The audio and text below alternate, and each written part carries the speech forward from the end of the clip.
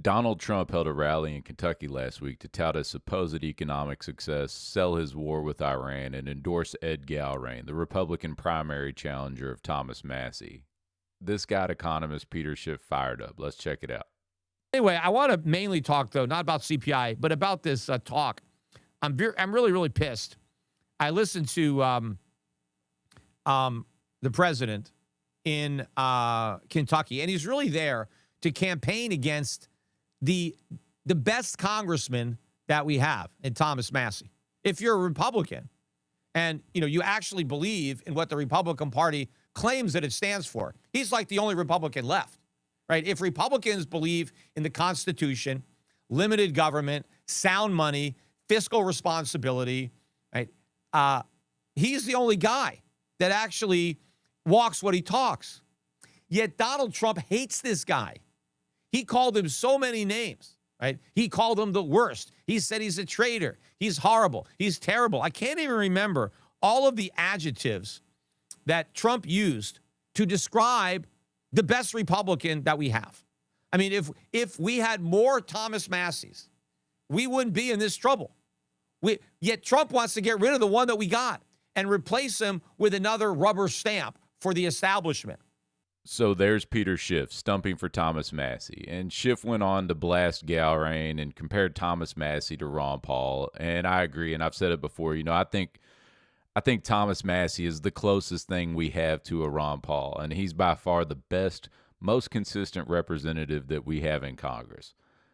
And Trump hates Massie because he opposed his big, beautiful budget, which did nothing to help cut our deficit or even get things going in the right direction. And Massie has been one of the best leaders on pushing for full transparency on the Epstein files, which Donald Trump has fought against, even though he campaigned on the promise of releasing those files. And now Thomas Massie has been a leader on the war powers resolutions relating to Iran because Thomas Massie actually believes in the Constitution and knows the power to declare war lies with Congress, not the president.